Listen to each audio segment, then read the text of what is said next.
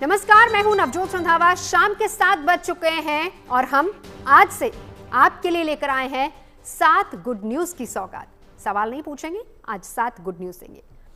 हम आपको आज की 7 गुड न्यूज के बारे में बताएंगे जिससे आपके चेहरे पर मुस्कान आना लाजमी है। तो ऐसे में सबसे पहले बात आज की सबसे बड़ी गुड न्यूज की। आज नेशनल टेस्टिंग एजेंसी यानी कि एनटीए ने CUET UG 2025 का रिजल्ट जारी कर दिया है। परीक्षा में शामिल होने वाले 13 लाख छात्रों से ज्यादा छात्र छात्राओं का इंतजार अब खत्म हो चुका है। दरअसल CUET PG परीक्षा के जरिए छात्र देश भर के केंद्रीय विश्वविद्यालयों, राज्य, डीम्ड और निजी विश्वविद्यालयों में स्नातक पाठ्यक्रमों में प्रवेश के लिए आवेदन करते हैं। नेशनल टेस्टिंग एजेंसी के मुताबिक इस साल कुल 13,54,699 छात्रों ने इन परीक्षाओं के लिए अपना रजिस्ट्रेशन करवाया था। परीक्षा परिणाम घोषित होने के बाद अब कॉलेजों में दाखिले की दौड़ शुरू होने वाली है। रिजल्ट की घोषणा के बाद हमारी संवाददाता मनीषा लड्डा ने दिल्ली विश्वविद्यालय के कुछ छात्रों से भी बात की। CUET 2025 के नतीजे जो है वो घोषित किए जा चुके हैं और देश के करीब 13 लाख से ज़्यादा छात्रों ने जो है परीक्षा दी थी और हर किसी को इंतज़ार था रिजल्ट का। और नतीजे जो है वो आज आ चुके हैं और अब असली जो दौड़ शुरू होगी वो है एडमिशन प्रोसेस की। चाहे फिर वो दिल्ली यूनिवर्सिटी की बात हो, जवाहरलाल नेहरू यूनिवर्सिटी की बात हो या फिर आपका BHU की बात हो, हर कोई जो है एडमिशन चाहता है और असली दौड़ ही जो है वो एडमिशन की, क्योंकि सीट्स जो है वो लिमिटेड है, कट ऑफ जो है वो बहुत हाई जाती है, लेकिन हर कोई चाहता है कि अच्छे से अच्छे कॉलेज में जो है उनका दाखिला हो सके। इस वक्त मैं दिल्ली यूनिवर्सिटी में मौजूद हूं और कुछ छात्र भी जो है मेरे साथ इस वक्त है। दिल्ली यूनिवर्सिटी की बात करें, अंडर ग्रेजुएट प्रोग्राम के आज जो नतीजे आए हैं, किस हिसाब से कट ऑफ रहने वाला है, क्योंकि अपने आप में ये बहुत बड़ा सेंट्रल कॉलेज है तो हर कोई जो है एडमिशन यहाँ पे चाहता है। देखिए, दिल्ली विश्वविद्यालय देश के उन प्रतिष्ठित विश्वविद्यालयों में से एक है जिनकी NIRF की रैंकिंग आप देख लीजिए, जिनकी जब वैश्विक स्तर पर रैंकिंग होती है उनमें श्रेष्ठतम विश्वविद्यालयों में दिल्ली विश्वविद्यालय का नाम हमेशा श्रेष्ठतम रहता है। और जहाँ तक संभावना है कि हर बार की तरह हिंदू कॉलेज, हंसराज कॉलेज जो कि टॉप मोस्ट कॉलेज है ह्यूमैनिटीज़ के कोर्स के लिए, उनकी कट ऑफ हाई रहने वाली है। और शैक्षणिक वातावरण के मामले में ह्यूमैनिटीज़ की कोर्स की बात कहें तो दिल्ली विश्वविद्यालय देश के श्रेष्ठतम विश्वविद्यालय में टॉप 5 में आप कह लें JNU और DU का नाम हमेशा रहता है। तो कट ऑफ तो स्वाभाविकता है BHU और बाकी विश्वविद्यालयों से ज़्यादा जाने वाली है। हर किसी का सपना होता है छात्र का कि वो बड़े कॉलेज में दाखिला है और दिल्ली यूनिवर्सिटी उनमें से भी एक है। तो मैं वही चीज़, हर किसी का सपना है, आपका भी सपना वही रहा होगा, आप भी यहाँ कर रहे हो, लेकिन किस हिसाब से जो है सीट्स बहुत लिमिटेड रहती है। सीट्स तो लिमिटेड रहती हैं और कुछ कॉलेज जैसे हिंदू है उनमें कट ऑफ बहुत हाई जाता है। तो यहाँ का जो केवल पढ़ाई का वातावरण नहीं, कल्चरल एक्टिविटी और सारी एक्टिविटी, स्पोर्ट्स की एक्टिविटी, ये सब बहुत अच्छी होती है। ग्लोबल साउथ के साथ भारत के संबंध मजबूत करने निकले प्रधानमंत्री नरेंद्र मोदी 5 देशों की यात्रा पर हैं। इस दौरान प्रधानमंत्री मोदी त्रिनिदाद एंड टोबैगो की यात्रा पर भी पहुंचे। यहां भारत के प्रधानमंत्री का भव्य स्वागत किया गया और प्रधानमंत्री ने यहां पर दोनों देशों की साझी सांस्कृतिक विरासत के बारे में बात की। लिहाजा हमारी आज की दूसरी गुड न्यूज, भारत त्रिनिदाद दोस्ती जिंदाबाद। प्रधानमंत्री ने त्रिनिदाद एंड टोबैगो की प्रधानमंत्री कमला प्रसाद विसेसर को बिहार की बेटी बताया और दोनों देशों के बीच के संबंधों को मजबूत करने की बात कही।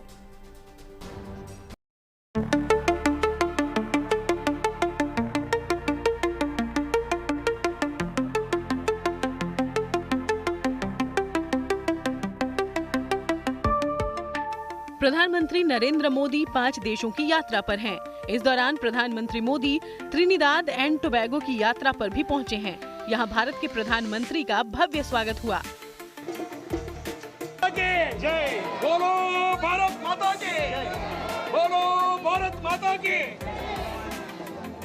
भारत से जुड़ी सांस्कृतिक विरासत को साझा करने वाले त्रिनिदाद एंड टोबैगो में प्रधानमंत्री मोदी के पहुंचने पर वहां की प्रधानमंत्री कमला प्रसाद विसेसर ने उनके सम्मान में एक रात्रि भोज का आयोजन किया।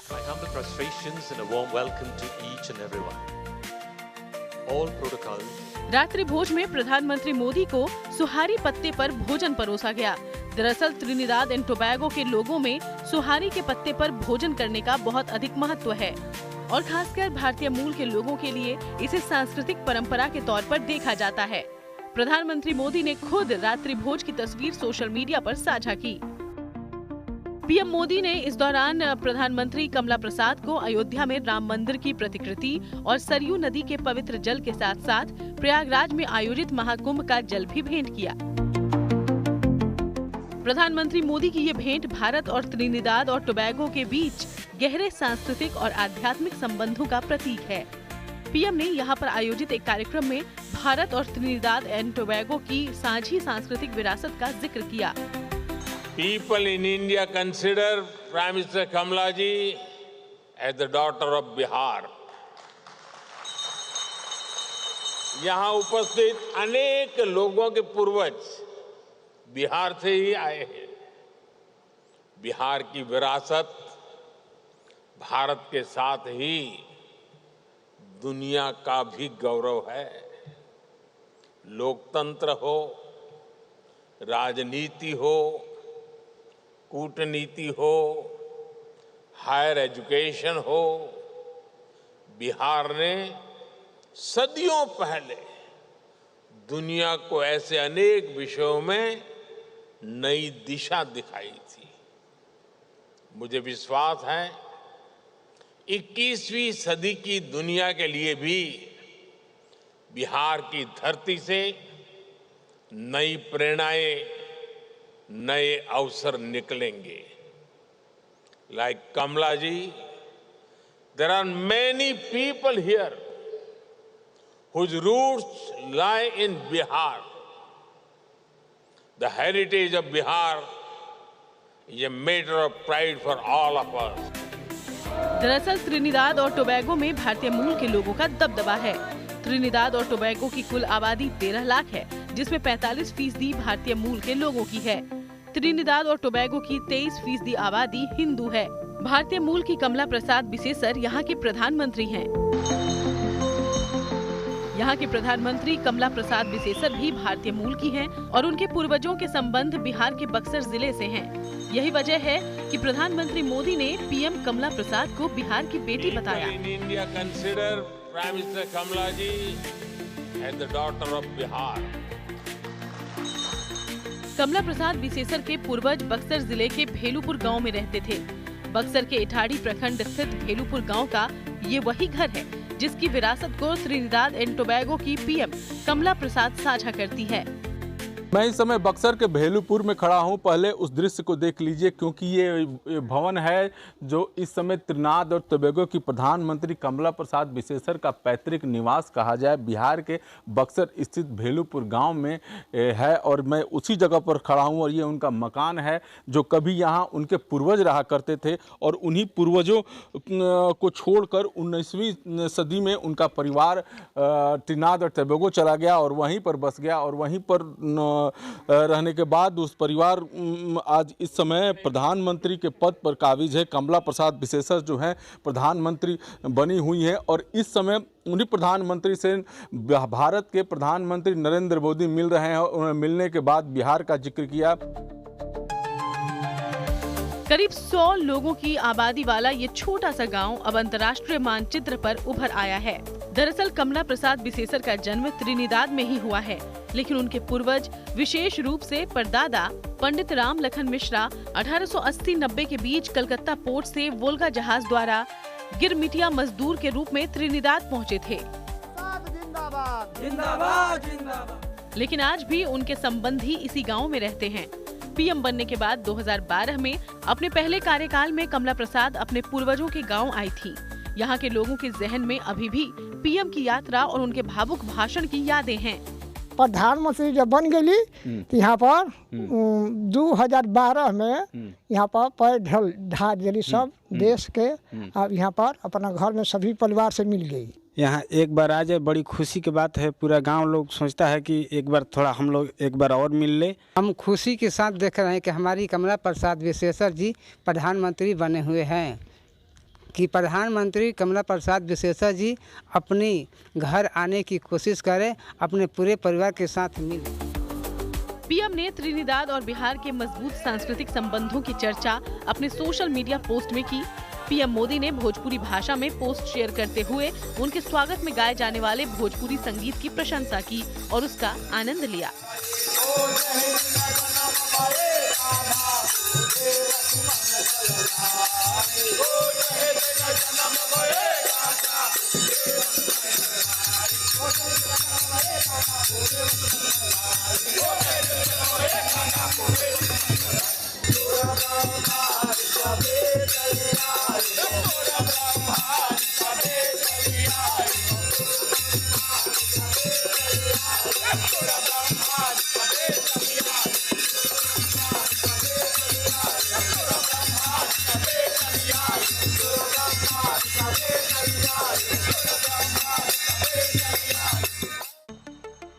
भारतीय मूल और भोजपुरी भाषा वाले लोगों का यहाँ कैसा दबदबा है, ये आप विदेश मंत्रालय के प्रवक्ता रणधीर जायसवाल के भोजपुरी में दिए इस संदेश से समझ सकते हैं। यहाँ के जो प्रधानमंत्री बारन श्रीमती कमला प्रसाद विशेषर, इनकर पूर्वज बक्सर जिला से आयल रहलन। प्रधानमंत्री यहाँ के लोग के पूर्वज के गांव से, गांव के माटी के सुगंध, वहाँ के ज्वार के प्यार, वहाँ के ज्वार के सत्कार लेके आयल बरन। आज जे मिलाप होई, जे मिलन होई, जयकार होई, भारत के परिवार के, यहाँ पर जो अपन परिवार बा उनका संग वो विशेष होई। पीएम मोदी ने त्रिनिदाद और टोबैगो में रहने वाले भारतीय प्रवासियों को संबोधित करते हुए उम्मीद जताई कि यहाँ रह रहे भारतीय मूल के लोगों का भारत के साथ संबंध मजबूत होगा, जिससे भावी पीढ़ियों के लिए दोनों जगहों के लिए साझा विरासत सुरक्षित रहेगी।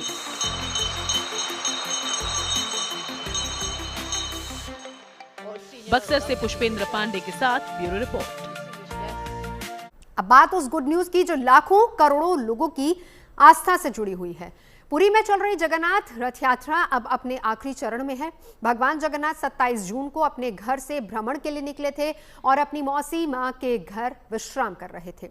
अब भगवान जगन्नाथ कल पुरी के लिए रवाना होंगे, लिहाजा मौसी के घर से कल लौटेंगे भगवान जगन्नाथ। और ये है हमारी आज की तीसरी गुड न्यूज। मौसी के घर से लौटेंगे भगवान जगन्नाथ। कल एक बार फिर से रथ यात्रा में आस्था का सैलाब उमड़ेगा। मौसी मां के घर भगवान के लिए वो स्वादिष्ट पकवान बनाए गए हैं जो उन्हें सबसे ज्यादा प्रिय है।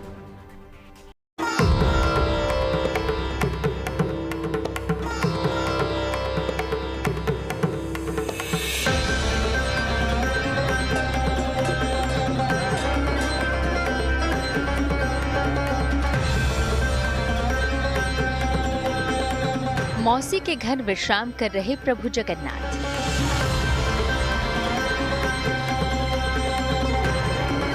मौसी के घर स्वादिष्ट भोजन का लगा भोग।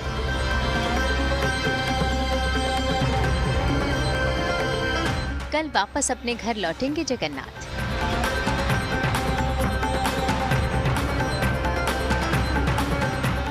जगतदेव जगन्नाथ महाराज इन दिनों अपनी मौसी मां के घर गुंडीचा मंदिर में घूमने के लिए आए हैं।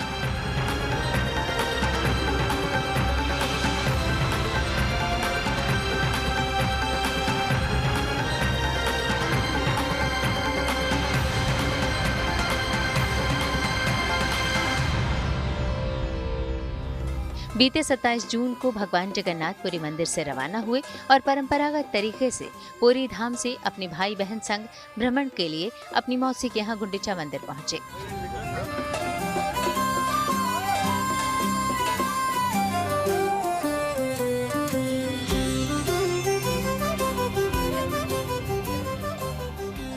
यहाँ कुछ दिन विश्राम किया और अब कल पुरी मंदिर के लिए प्रभु वापस लौटेंगे।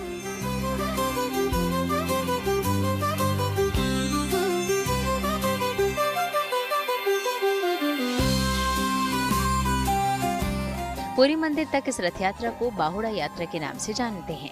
इस यात्रा के आरंभ से समापन के बीच भारतीय संस्कृति और उपासना की बेजोड़ झलक दिखती है। वो एक थ्रिल होता है ना, मतलब अब अगर कोई नास्तिक भी है, शास्त्रिक भी है, उसको समझा नहीं सकते हो। जस्ट फील करना एक थ्रिल होता है। मन में तो बहुत कुछ लेके आएंगे, उनको बोलेंगे कुछ ये वो, बट जैसे अंदर घुस तो आपका और कुछ रहता नहीं है, वो पूरा एकदम एम्प्टी, एकदम मतलब जैसा सुना था एकदम वैसा फील किया, क्योंकि मैं 3 बार आ चुकी हूँ बट दर्शन कभी नहीं हुआ। तो दर्शन किया होगा? नहीं, मैंने फर्स्ट टाइम इनको गुंडीचा मंदिर में अभी देखा।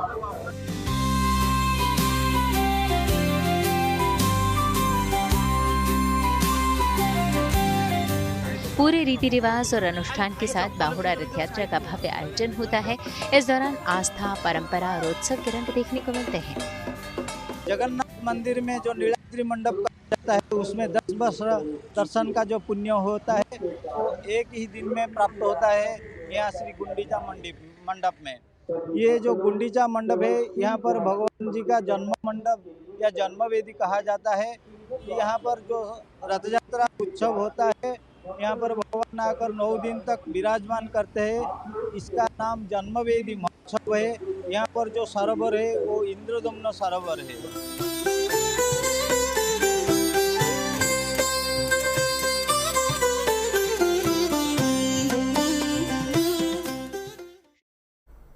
ग्यारह जून से सावन की शुरुआत होने जा रही है, लिहाजा प्रशासन इस यात्रा की तैयारी में जुटा हुआ है।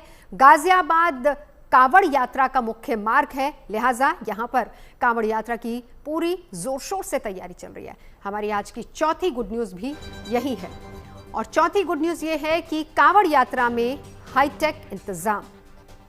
कांवड़ यात्रा को सुरक्षित बनाने के लिए गाजियाबाद में कांवड़ यात्रा मार्ग में 3500 पुलिसकर्मियों की तैनाती कर दी गई, और इसके साथ ही 1500 से अधिक सीसीटीवी कैमरे और ड्रोन के साथ हाईटेक निगरानी के लिए भी यहां पर तैनाती हुई है। वहां के सुरक्षा इंतजामों की जानकारी दे रहे हैं वहां के सुरक्षा अधिकारी। पिछली बार करीब 1100 कैमरे को रिमूव कर दिए थे। इस बार हम लोगों ने संख्या बढ़ा करके 1500 के आसपास ले जाने का प्रयास कर रहे हैं। कुछ ऐसे ब्लाइंड स्पॉट से कुछ लीड करके वहाँ पे कैमरे लगाए जा रहे हैं। कुछ ऐसी जगह थी जहाँ पे पिछली बार अंधेरा पाया गया था, तो वहाँ पे रोशनी की व्यवस्था कराई जा रही है, और इस प्रकार ड्रोन से भी निगरानी करने का प्लान है हम लोगों का। तो सारी व्यवस्था इस तरह से की जा रही है ताकि आगे कोई दिक्कत। टोटल हम लोग 700 पुलिसकर्मी लगाए हैं, जो 11 जुलाई सारी ड्यूटियाँ खड़ी हो जाएंगी, तथा 1000 लगभग बैरियर हम लोग मोबाइल बैरियर और कैंची बैरियर लगाए हैं तमाम जगहों पे, ताकि जो भी हम लोग डाइवर्जन प्लान बना रहे हैं उसको स्ट्रिक्टली हम लोग इन्फोर्स कर सकें। दिल्ली में पुरानी गाड़ियों के मालिकों को बड़ी राहत मिलेगी। दरअसल दिल्ली सरकार ने 10 से 15 साल तक पुरानी गाड़ियों को पेट्रोल और डीजल नहीं देने और गाड़ियों के जब्त करने के फैसले पर रोक लगा दी है। हमारी आज की 5वीं गुड न्यूज यही है। पुरानी गाड़ियों के मालिकों को राहत। सरकार के फैसले से दिल्ली में मौजूद करीब 60 लाख से ज्यादा उम्रदराज गाड़ियों के मालिकों को राहत मिली है।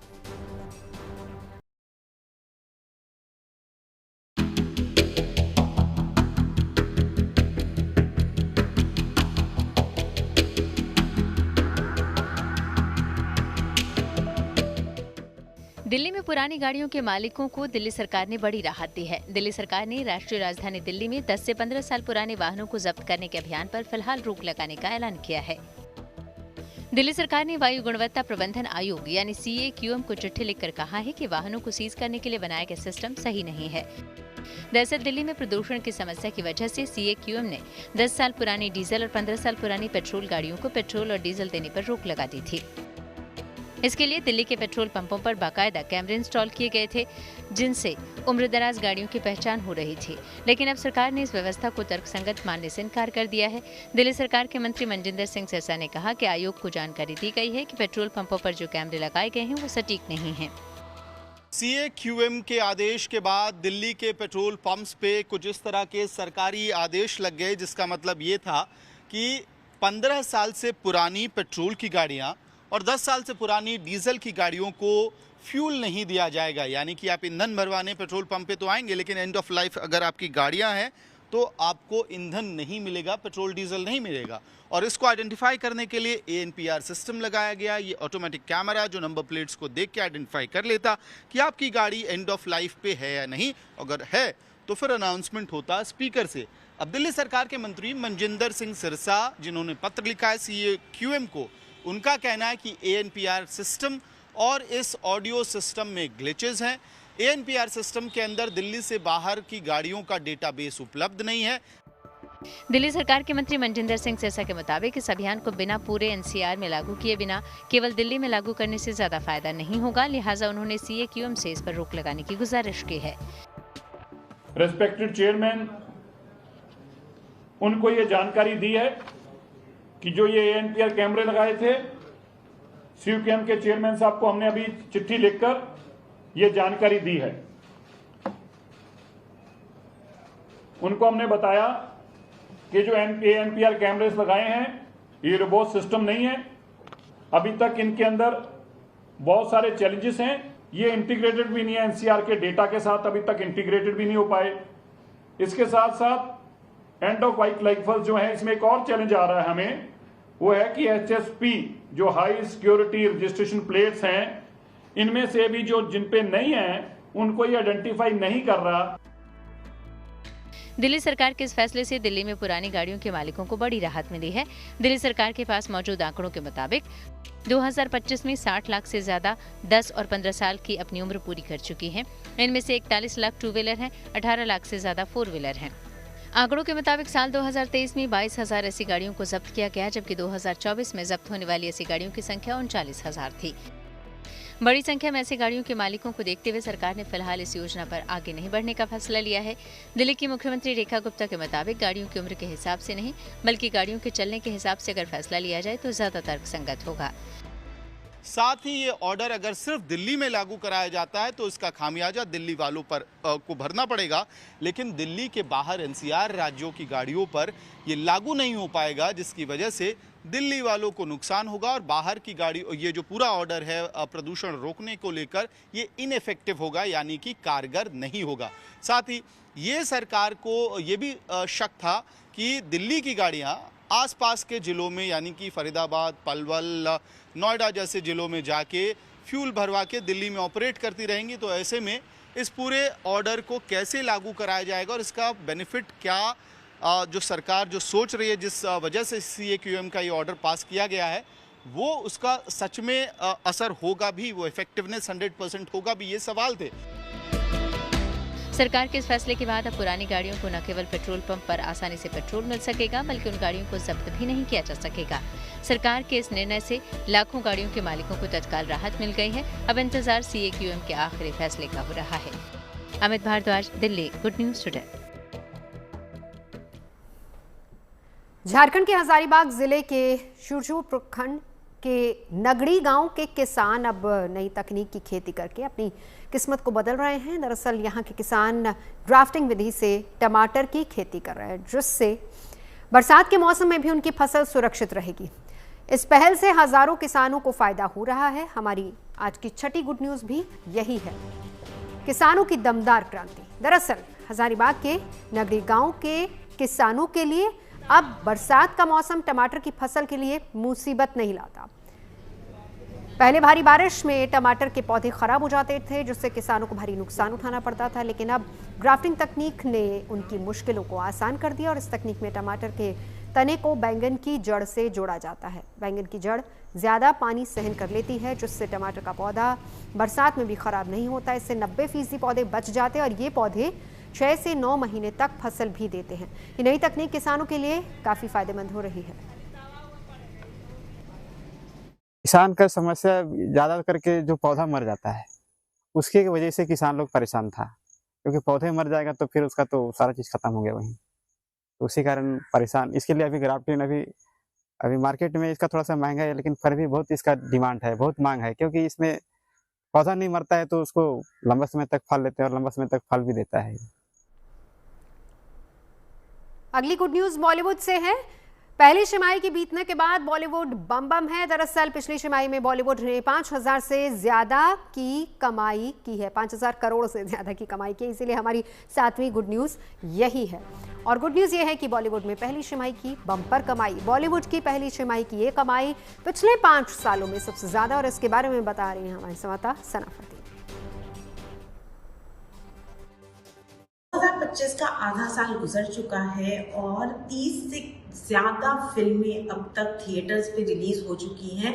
जी हाँ, ऑफ कोर्स OTT पर डिजिटली जो रिलीज़ होती हैं डायरेक्ट फिल्में वो तो हैं ही, वेब शोज़ हैं ही, बट ऑडियंसेस को सिनेमा घरों में 30 से ज़्यादा फिल्में देखने को मिली हैं। ऑफ कोर्स हम ये बात कर सकते हैं कि ज़्यादा फिल्में अब तक बॉक्स ऑफिस पर नहीं चली है, बट जैसे कि इंडस्ट्री सोर्सेज की माने तो 27% का इंक्रीज हुआ है और 5000 करोड़ का बिजनेस जो है वो फिल्म इंडस्ट्री ने देखा है। डेफिनेटली अब तक जो हम लॉस देख रहे हैं जो कि कोविड के बाद था, ये कहा जा रहा है कि पिछले जो कोविड के टाइम से पिछले 5 सालों में, तो ऑफकोर्स 2020 में तो थिएटर्स काफ़ी समय तक बंद थे, बट 3 सालों में ये सबसे ज़्यादा बिजनेस जो है फिल्म इंडस्ट्री ने की है। एंड डेफिनेटली एक पॉजिटिव ये साइन है और ये एक उनकी ग्रोथ जो है वो दिखाता है। और हम अगर इस साल की फिल्मों की बात करें तो 6 फिल्में अब तक 100 करोड़ से ज़्यादा बिजनेस कर चुकी हैं। Sky Force, Chhaava, Sikandar, Raid 2, Housefull 5 और सितारे ज़मीन पर। सितारे ज़मीन पर ऑफकोर्स अभी फिलहाल ही रिलीज़ हुआ है और वो अभी भी 121 करोड़ कमा चुका है। एंड डेफिनेटली अभी भी 1-2 हफ्ते तो वो सिनेमाघरों में रहेगा। ये 6 फिल्में जो हैं उन्होंने 100 करोड़ से ज़्यादा बिजनेस किए, जिसमें कि आप सबको पता है कि छावा 585 करोड़ का बिजनेस कर चुका है। वो इस साल की सबसे बड़ी फिल्म रही है, विकी कौशल की फिल्म, जो कि संभाजी महाराज के ऊपर पोर्ट्रे थी, जो स्टोरी मराठा वॉरियर और औरंगजेब मुगल एम्पायर की जो एक वॉर स्टोरी थी, वो अब तक की इस साल की सबसे बड़ी फिल्म है। 7 बजे वाली गुड न्यूज में अभी के लिए बस इतना ही, लेकिन गुड न्यूज टुडे पर गुड न्यूज का सिलसिला लगातार जारी है। आप रहिए हमारे साथ।